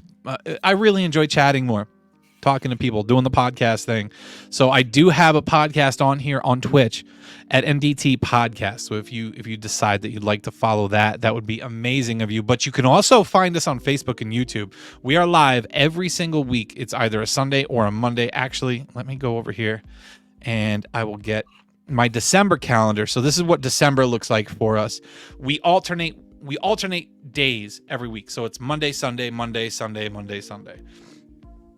Excuse me. I'm still undecided about the 24th. We're probably going to be busy, so we're probably not going to do one because I want everyone to enjoy the holidays. Maybe we'll do something a little bit extra. If not, maybe if Justin's not available, maybe I'll throw my own little bonus episode out there. But Facebook has been our biggest medium, everybody. Facebook has grown tremendously. I'm doing a giveaway at 1,000 follows. We're doing a merch giveaway. So we're going to try to get you guys a shirt, a tumbler, maybe some stickers, and run with that. But if we can hit 1,000 followers, we're sitting at like 815, 816, something like that right now on Facebook. So I would really love to get some more followers over there so I can do my giveaway. Is that my boy Joel DeYoung in here? JTD236. Could be. Joel DeYoung follows along on Facebook with the podcast. Clutch, I would love to get Tom McDonald. That is one of them that I'm talking about.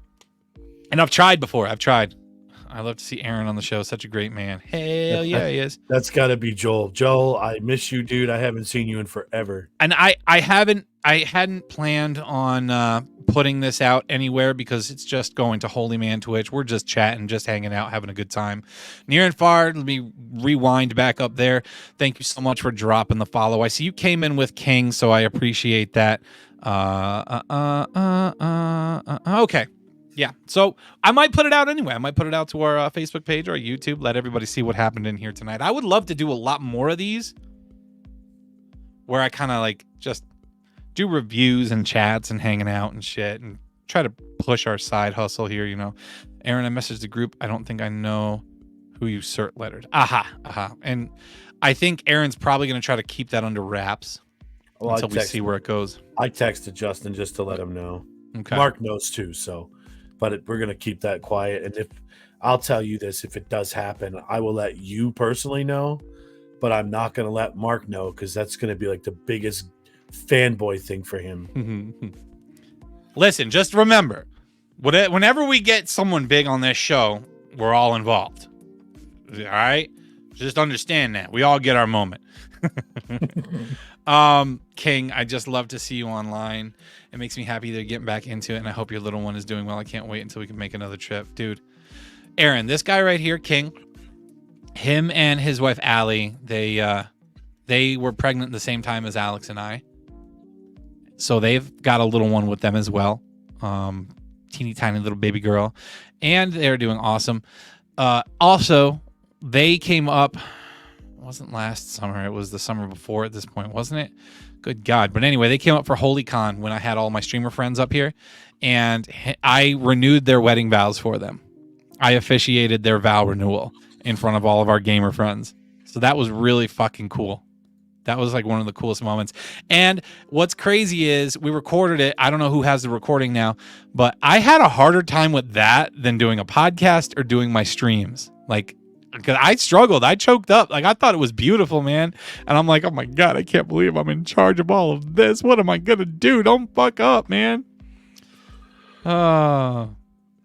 Summer before. Yeah, it was a while ago. Dude, King, time flies, doesn't it? Like, I'm scared. It goes faster the older we get too, man. You don't realize that? Once you have kids, man, I was talking about this earlier today. Oh my God, let me lean back for some chilling here. I was talking about it earlier today. I was told when I had my son hold on. It's gonna go fast.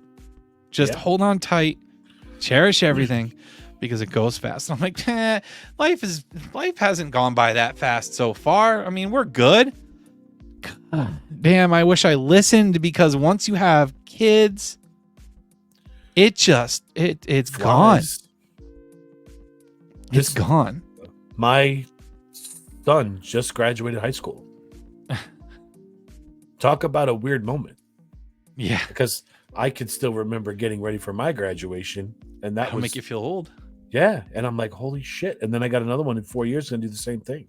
It's going to fly by. So yeah, cherish it while they're little, man. Dude, I had this conversation with Alex a few weeks back, like a week and a half, too. I don't remember. See, time flies. I don't know when this was, but I had the conversation with her. I was like, how many years have we been in our house? 4.5? We've been in our house 4.5 years now. It'll be 5 years in June. And I said to her, if the next 4.5 to 5 years go by as quick as the last, our son's going to be 18 when we blink. Yeah. And she's like, you shut your dirty mouth. I was like, hey, I don't know what to do. Like, I don't know what to do to slow time down, to try to cherish moments a little bit more. So I'm going to tell insane. you, I'm going to tell you and Justin and Alex one thing. Prepare yourself for this now. First time you give them the car keys and you're not in the car with them, it's going to be the most anxiety you've ever felt in your life, because you're going to know exactly how your parent felt when you left that driveway. In your head, oh, I'm fine. I'm blah, blah, blah. I got this. And you are officially a parent at that point, because they're on their own. So then it's crazy. I've had those thoughts before. And I've actually, I don't remember exactly what moments they were, but I've had the moments where I looked at my dad and I'm like, is this what you felt? Is this what that was? And I'm telling you, that's the one moment I'm scared to death of. And Joel, I'll get to your comment in a second. I'm scared to death of 16 in driving, because all I'm going to have are the flashbacks of me walking into the driver's license center and watching a friend of mine walk out past me, flashing her new driver's license at me. She was so excited. And the next morning, she was dead. Oh. Do you remember Tara Pontoski? You remember that? No. Same age as me. Walked out. Next morning, 7 a.m., she was following her boyfriend on his street bike out in Bethany. Went off a road. Wow. Cut her car in half on a tree. So at that age, when my son gets his license, that's what I'm going to have in my head. Yeah. And that's scary. It's tough, because then it's inevitable. You're going to have the fender benders. Yeah. And my son had I don't know how the fuck he pulled this off, but had the finest distinction of having 2 car accidents in less than 24 hours. Holy jeez. So the first one, he's backing out of my driveway. I think you know where we live in town. So I live right behind the library. So okay, it's streets and there's cars and they're parked, and he just backing out of the driveway and pow right into the fucking neighbor's car. Crushed the door, and thank God there was nobody in it. So okay, learning experience. Did you go from you're worried about your kid driving and want to strangle him, so you send him to work because there's not a ding on his truck. I got to call the insurance company and file the claim, blah, blah, blah, blah, blah. So I do that. The next morning, I have to call the insurance company back. I'm sorry, 2 mornings later. Call her back and say, hey, Annette, I'm talking to you about my claim. She goes, oh, I got it. I said, no, this is another one. She's like, what? And he was at Walmart the very next night and backed into a pickup truck. Jeez. So now, granted, it was partially that guy's fault because of the way he was parked, but still, it's a learning experience. So you're going to feel there's a point to this whole conversation. You're going to feel proud when the kid gets the permit and you walk out of the driver's license center with that permit, but you're going to feel sad because they're growing up. And then you're going to feel upset because you want to make sure your kid's okay with the accident, but you want to kill him at the same fucking time. So there's a lot of emotions tied when you're a kid, and I know exactly what I put my parents through now. Yeah, so it's going to be difficult to relinquish some of that control. But it's another conversation I had with Alex. I'm like, listen, we got to let go a little bit. We got to let them experience. We got to let them fail. Let them learn. Yep, that's exactly right. There are too many parents that always, it's not my son, it's not my daughter. They wouldn't do that. Whoa. If I get a phone call, my first question, what did he do? Mm-hmm. Not my son wouldn't do that. What did he do? And that's how they learn. You can't coddle them. You have to give them that freedom to say, hey, you have to fail. It's time to go. But as long as you're instilling the safety aspect in it for them and tell them that driving is a privilege, it's not a right, and it's a big responsibility, they get it. Yep. I keep talking to my kid about it. I've been doing it for a year or two now, trying to show him things and trying to tell him, look, man, I hope you drive like an old man. There's nothing cool about driving fast and showing off. Yeah. No, you got to learn. But all right. So now I'll go back to Joel real quick. The concept of time is crazy. And the fact that everyone says it goes faster as it goes is scary to think about. It is. Time is a crazy concept, and it's something that we created. But I don't know if anybody else feels this way. I don't know if it's just in my own head and it's something we experience as we get older, or if this is really happening. But I feel like nowadays time is moving quicker. Like, I don't know what's going on, but I feel like it's just moving quicker. Yep. No doubt. Joel, if you're still in here, put a message in the group, and if you remember the very first time you saw me when I was working, and there's a reason I'm asking this, and this is how Joel and I became closer. Aaron, just so you know, Joel might want to be a guest on your show. Yes, I thought of that when I saw him. Yes, I've spoken to him a little bit about that. So definitely reach out to him, talk to him a little bit. Joel, you could talk to me too. Yeah. I know that he would probably even enjoy joining us for a conversation. Yeah, he's a good kid, good egg. I say kid, he's older now. Did I play my second Landau clip? I don't even remember. Yeah, I played that one. Yeah. Let's get that one out of studio so I don't play it again. With the benzos. All right, I got a couple more. And since I have a couple people that might still be lingering in chat that are Twitch family, I'm going to play a clip from another Twitch streamer who came up for HolyCon. I can't say came down, because he came down from Michigan to see us with him and his woman, and they have a little one together now, which is fantastic. Like, we're all, building now. So we're going to get to this one. This clip discusses social media and what it's done to us as a society. Let's see. King says we want to try to plan another trip. Okay, perfect. Joel says the first time we met him, I would say the Holy Craft Fair. Mila is a miracle and deserves to be celebrated. I'll let you play this clip, and then I'll get into it with Joel. Okay, here's the clip with our good friend Goody, who also does his own show on here on Twitch called Specs in Sports. It was yesterday, the day before, on our social medias, and I asked our audience if they feel like social media has been ruining our society.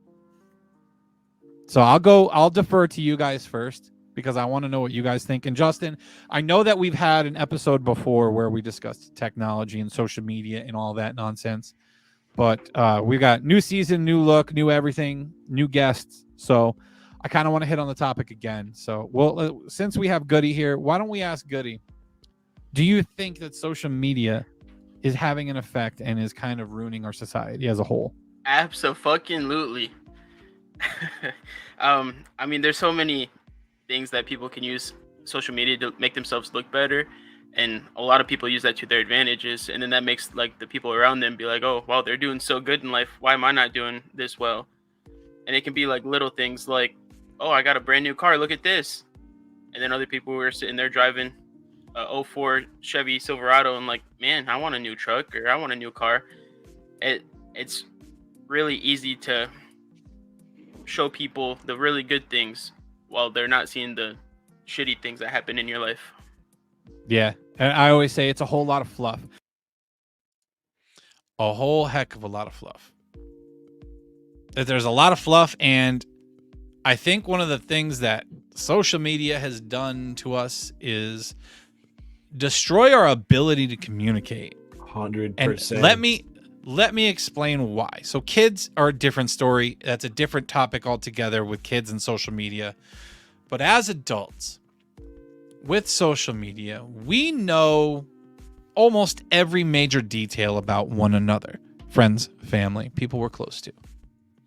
So when the holidays roll around, we got the holidays coming up. Thanksgiving just passed.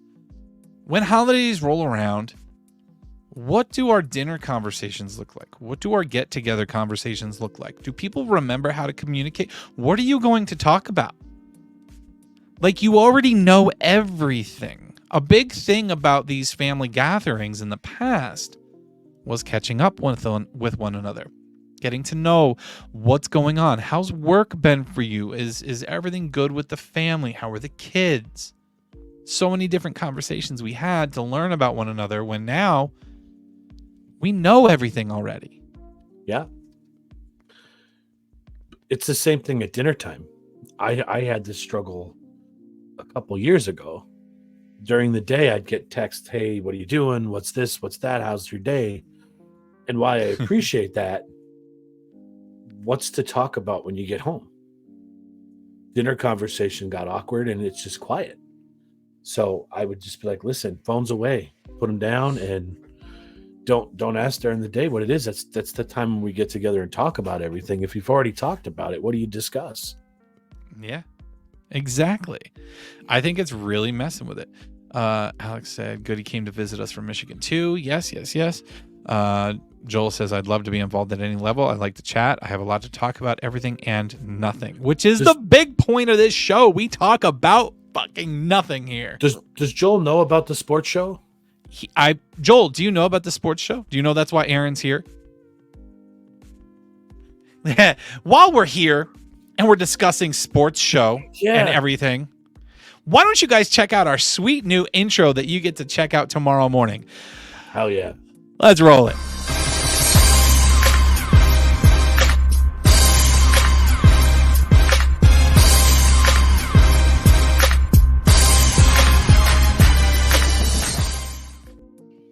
Badass. Fire. Yeah, so Joel, when we get settled in, we'll bring you on, buddy. I want to get a couple lives under our belt before we start polluting the waters way too much. Yeah, I feel like this man could give you some insight into NFL and maybe some NHL. Joel, did you tell me you follow NHL? Is he a hockey dude? Because I don't know anybody that follows hockey religiously like that. So that would be awesome. I think what I would love to help you guys do, Aaron, is get people that could contribute. Yeah, no doubt. And I've mentioned it to a couple people. Like, they could do short 5-minute clips, like rundowns of whatever sport or obscure sport they want to talk about. Because I have a friend from Australia who loves cricket and he keeps trying to get me into it, and I'm not good with it. But he talks about it all the time. But I want to kind of drive the concept like you have. I want the people to drive the conversation, not Mark and I. I want that interaction from you guys. I don't want to sit here. You could turn on ESPN and fucking watch what I'm going to say. I want you guys to bring up what we want to discuss and everything else. So you want it to be like we're chilling at a bar, sharing a drink, and just having a conversation. That's it. That's how all of this started. That's how Nonsense and Deep Thoughts started. And not to toot my own horn or anything, but I feel like the name is perfect. Says it. It's fucking awesome. Like, the brand itself, I think, is fantastic, and I just really hope everyone else loves it as well, man. Do NHL not religiously, but I got a few games. I go to a few games a year. I understand it. It's hard to follow because there's so many games, but I'm into it. Hey, man, you talk about difficult to follow because it's got a lot of games. You talk about MLB. No, 62 games a year. That's a lot of games. It's only 30 teams, though, dude. You can figure that shit out. No, it is. But I was just making a comment on him saying there's a lot of games in the NHL. I think the MLB has the longest season of any of them. 100%. What the fuck? All right, I had like this. There's a ladybug on my camera. Well, the fake ladybug, the wannabe. Is that bitch. what that dark spot was that went through? Yep. It's on my camera. Oh, see you later. Bye. They're the ones that come inside the house are not actually ladybugs, folks. In case you're wondering, they're lady Asian beetles. They're called. Joel, so make sure you're in here tomorrow morning at 11 because you can chat with Mark and I. So I want to go back to the original thought. So Joel, when I first started working, it was my third shift, I believe it was, in 2008. My third shift, we get this car that's cruising down Route 6 headed towards White Mills. We're pacing them out doing 78 miles an hour in a 45 mile an hour zone. Guess who's in the passenger seat? Joel. So he was with one of his buddies, and I'm like, I went back to my chief, and I'm like, listen, I said, I know the kid in the car. Like, what do I do? He goes, that's one of the decisions you're going to have to start learning how to make. So I went back up to the car, and I told the kid that was driving, I said, I'm going to tell you right now, the only reason I'm letting you walk away is because of that kid in the passenger seat. So that was like the second time I saw Joel the first time I saw Joel when I was working, but I got to meet him a few times earlier than that. And we've just been friends ever since, but he's a good dude. Yeah. I haven't spoken to him in person much, but he grew up in the same village that my wife grew up in. Oh, okay. The village of White Mills. Yeah. Village of White Mills. I believe. Am I I wrong? Am I misremembering? No, that's where he was living. Yeah, okay. Yeah, he's one of those people. He's probably one of those people that calls down by Watson Brothers the downtown or Main Street. That's what Alex calls it. She's like, that's downtown. Like downtown and it ain't even a fucking town. There's no sidewalks. Yep. Downtown. It is a nice little village. Nice and quiet and quaint. It's very cool. I like the dead end roads in there. Nick Barnes in the same night pulled over his sister. Yes. Which one, Jesse? Oh my God. Alley Cat, welcome in. Hello, thank you for stopping by. All right, so I have 2 more clips that I was going to share before we head out. Let's see if we have anything good come from any of this. The one clip I know you see here, I'll play right now because you know the person that's in that clip. Dude, I think that's something that's crazy about this day and age, man. And I kind of make fun of it from time to time too, is everybody's got their phone out for everything. So I'm happy to hear that you kind of just wanted to live in the moment, man, because that's how I am. I look around me when I'm out somewhere, like if it's at a concert or whatever the fuck I'm doing. Right. And I see phones everywhere recording the moment. You know, the craziest one too is I'm so down for that. Man. Let's fuck. I might not be able to run. With fireworks, it's okay. Let's fucking go. It drives me nuts, and I know some people are gonna say, later in life you're gonna want to go back and look at these memories and shit. But I feel like the memory is a little bit better, and it's easier to remember when you're not sitting there looking at it through a phone. I think the experience is better if you're not sitting there looking through a damn phone. That's why when I do stuff like that, like I'll have the phone out, but I watch it. I try to do both because I am that one. Like at some point, my mind's gonna fucking go. I'm not gonna remember shit. It's already starting. Like, so to be able to look back and be like, oh shit, yeah. Yeah, I also see wanting to just be in the moment and watch it. It's like a catch-22. Yeah, I get that, and I get fearing that your memory is gonna go, but the thing I always come back to is we've got all these photos and shit. Like my wife saves photos, and I just got some photos from my dad. I actually have a whole fucking bucket of photos from my dad that my mom had took and her family gave her throughout her life. And I'm like, I'm never going to drinking a White Claw. I'm not that type of person to go back and look at them. You know what I mean? I like living in the moment. It's so much easier. Do you think that your kids will look at them though? I don't know. They might, but like to me, that's the same thing. Is like they're all my mom's photos, and okay. I miss my mom dearly. But I never have the urge to pull out all these photos and sit down and go through them. Now maybe really? In the future that'll change. Yeah, I don't. Because my mom, I don't. Last month when she was up, came up with a box for me, and it has a whole bunch of pictures and like legitimately fucking the photo albums that I remembered around the house when I was a kid. Dude, I started flipping through them, and the shit I Mhm. started to remember, it was unreal. It was awesome. So every once in a while, I think it's something cool to do, to just sit there and like flip the photos. That link's still valid, by the not way. scroll through them, flip them, and remember. Yeah. I'm looking at my phone right now. I've got 2,263 photos, right? And I'm gonna guess maybe a quarter of them are probably crazy ass memes that I post. But I'm never gonna print all these pictures, man. I don't even know why they're in my phone. And same thing, dude. I have pictures in my phone.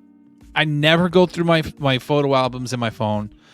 I don't look through photo albums in general. I just don't. Like anymore. With the podcast, I try to take pictures. I try to take videos so that I can use it promotionally, but I don't go back through and look at stuff. And I also, one other thing I've been trying to be a little more conscious of lately is pulling out my phone to take pictures of my wife and the baby and the kids. And all I do is send them to her. Once I send them to her, I don't think about them again. I don't really go through my phone and look at my photos. And it's the reason we got on that topic is because when you go places, you go to these events, there's people with their phones out the whole time. No doubt. You're recording it so that you can remember it. But what do you remember of it if all you're doing is staring at your phone? Bingo, you're losing half the experience. Experience things, man. And I don't know, I guess to each their own, but I can't fathom just staring at the phone when you're live at the event. If you're just going to stare at your phone, watch a recording of it. Watch a recording of it. Yeah. How do you experience that? You don't. So I'll give you a quick story. But before I do that, there's two things I want to say about that clip you just played. Remember how we were talking earlier and you said we've come so far? Yeah. You can tell just by those clips to where you are now with the setup and everything else is phenomenal. And Bill Navoa, that kid is my spirit animal. I have never met a more chill individual. Like, he is just this way. Yeah. He's either, but when he's really happy or he's really pissed, you know it, but you don't know what's going to come. Like, he's just so relaxed. I love that dude. Yeah, for sure. So to go to the comment about the concert, last year I got to go to the Trans-Siberian Orchestra in Wilkes-Barre. That's great. Dude, if you've never done it, you have to go once. So I thought they were done touring, honestly. No, they're coming the 16th. It's a Thursday night. The 14th, maybe? I don't know. If December, they're going to be in Wilkes-Barre again. They're amazing. But we're sitting there. You know me. I'm a huge music guy. I love to sing. I love music in general. This chick was singing the Christmas canon, the song. And there was not a dry eye in the house. So wow. I'm sitting. Yeah, dude, it was crazy. It was such a moving experience. But I'm sitting there with my phone and I'm recording it. It was on my lap so I could watch the show. So as it's done, no one was even applauding because it was just like that breathtaking moment of everything that happened. And 3 seats down, my kid, it was 14 at the time, always has the way to break the silence. And in his gayest voice ever goes, "Slay, girl, slay," at the top of his lungs. People started laughing in the arena. And I'm like, bro, you can't fucking do that. So this was a Sunday night. I went to work on Monday and I was telling my boss, I went to the Trans-Siberian Orchestra concert. Well, like 20 minutes later, one of the maintenance guys comes up and says, "Hey, I went to the concert last night at TSO at Wilkes-Barre." I'm like, "Well, what did you think of it?" Not thinking. And he goes, and he's a heavy Italian. He goes, "Aaron, I got to tell you this funny story. After the one girl sang this song, there's this person up in the top goes, 'Slay, girl, slay.'" And I was like, that was my fucking son. No shit. Yeah, dude, it was funny as hell. But he made it memorable for someone. Yeah, for half the fucking arena. But dude, you have to go see that show. It's pricey, but it's worth every penny. Yeah. Alex said that her and our son Eli went once with her mom, and it was amazing. It was a month before we lost her, so she's thankful she went. I'm so glad you got to do that. Yeah, her mom loved concerts. Like they went to a lot of concerts together. Yep. Oh, Tyler with the raid. I'm so glad I have that popping up because I'm not on Twitch or on my OBS, so I can actually see that. It's pretty cool that I can see that in StreamYard, so thank you. I appreciate you, Tyler, my homie. I have one more clip that I'm going to pop on here. Justin, I don't even know if my stuff's on. I don't know if my Streamlabs is on. I have not checked that shit in forever. Fucking Justin's getting paid to do this. I love it. I know, right? He's a professional tonight. The other thing I want to let everybody know who's in here now is I took away my affiliate ship, if that's how you want to call it, if that's what you want to call it, but my affiliate status on Twitch. So you can no longer subscribe to me. You can no longer send me bits. You are able to send a tip if you really want, ! Tip. I don't think it's working right now though. There's I think there's a clip, a little tab on the channel down below the stream if you want to check that out. I do still accept tips by way of like PayPal or whatever, but I don't want people to be subscribing to me and paying monthly when I'm not putting out a whole lot of content. I felt bad about that, so I just removed that. So it is what it is. I appreciate everyone's support and coming around and hanging around and shit, but make sure you go check out NDT Podcast here on Twitch. That's our podcast channel. We're live once a week over there. I do want to start doing some extra content over here on Twitch for it as well. And then you can follow along over on Facebook and on YouTube at Nonsense and Deep Thoughts Podcast. Make sure you get on those channels. And we're on all audio platforms too. You can find us on Spotify, Google Podcasts, Apple Podcasts, pretty much anything you can find audio on, because I have found it places that I never even uploaded it to. I found it on Podbean. I never put it there. Pretty cool though. Last week. Pretty fucking cool though. All right, I have one more clip. I don't remember what this clip is, but I loaded it on here. So we're going to play it. We're going to see what it says, see if it has anything interesting that we can talk about. Because, holy shit, we're coming up on 2 hours, which is a normal Twitch stream for me. So we'll check this out and see what's up. I wonder if Alex has been. Probably not, because she's been in here having fun, and the baby's been pretty good. So here we go with the clip. With the Christmas season upon us. Come here. Come here. Got to listen to me here. All right. Die Hard is not a Christmas movie. It's just not. It's not. Hit me up with your responses. Make a response video to us. Tag me in the title here. Yeah, but it's not a Christmas movie. See y'all later. The best clip ever. You gotta love it. You gotta love it's it. The Nonsense and Deep Thoughts This is the awesome intro outro that we have, guys. I hope you enjoy this as well. Yeah, is there anybody that wants to argue the fact that it's not a Christmas movie? Because it's not. It's just a movie that takes place at Christmas time. Right. So that's the big thing to me, man. Like, a Christmas movie is one you watch with your family. It has meaning to Christmas. You know what it is? You know what it is people just want to be trendy. People want to be a part of the crowd. They want to sound cool. They want to be hip. Like, yeah, it's a Christmas movie. There's so many things I could get into on that end of the spectrum where there's so many things in today's society that are just trendy. Yeah. There's a lot. And if I talk about them here, y'all motherfuckers might want to cancel me. So don't read that. We're not going to do it. Don't read the last comment. I guess I am. Actually, that would have been a really good way to go out if I had thought about it ahead of time. Play that clip, play the outro out, and be like, see you later, everybody. We're out of here. But it is what it is. Hey, lay off those potato chips, man. Yeah, dude. Those sour cream potato chips got stuck in my throat last week, and I was dying. So yeah, the audio version I cleaned up. The video one, I tried and I looked and it was so choppy. I was like, we'll live with it.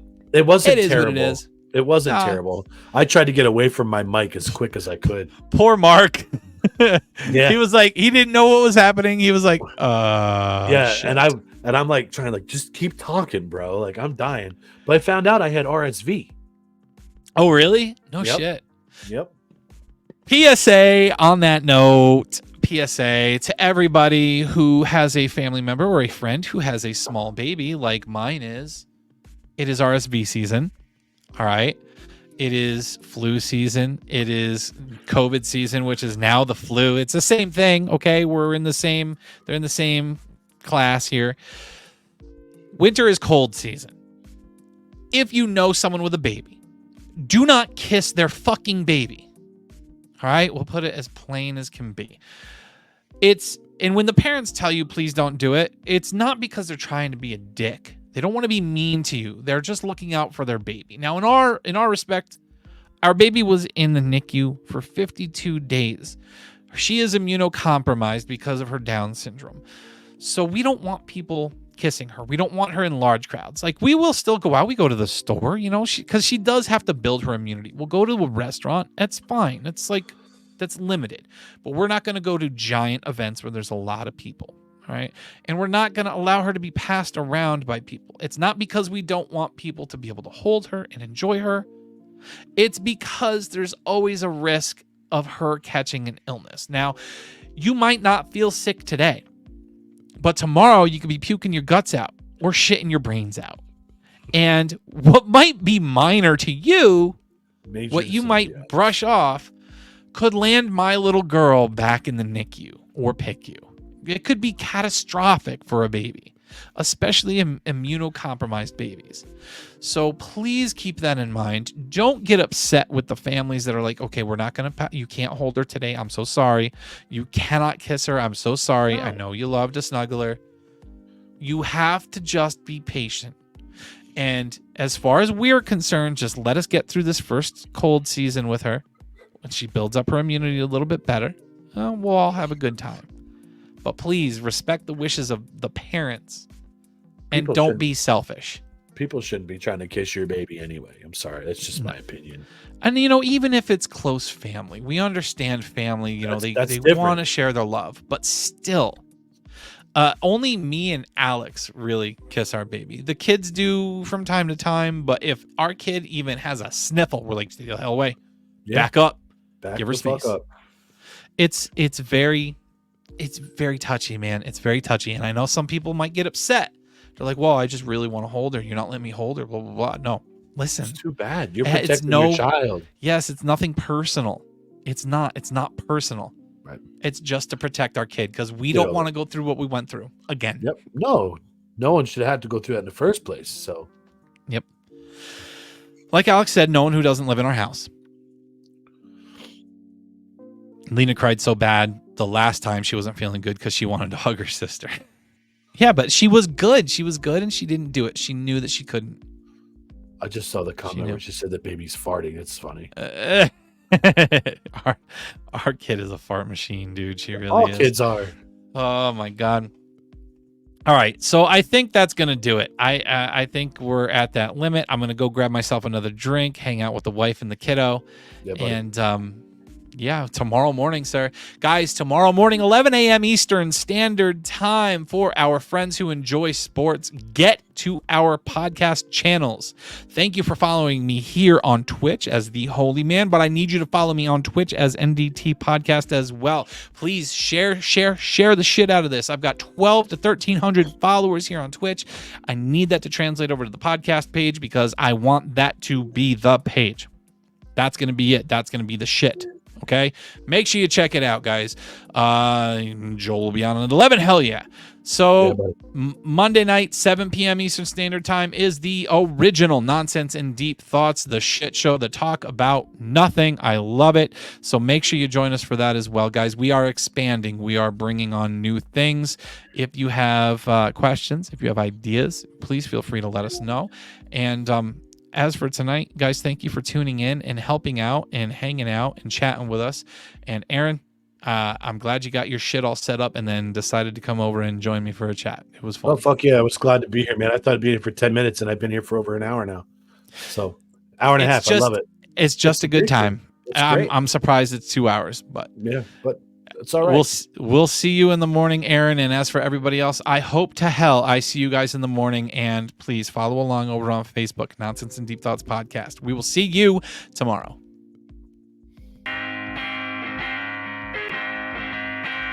All right, y'all. It's the Nonsense and Deep Thoughts Podcast.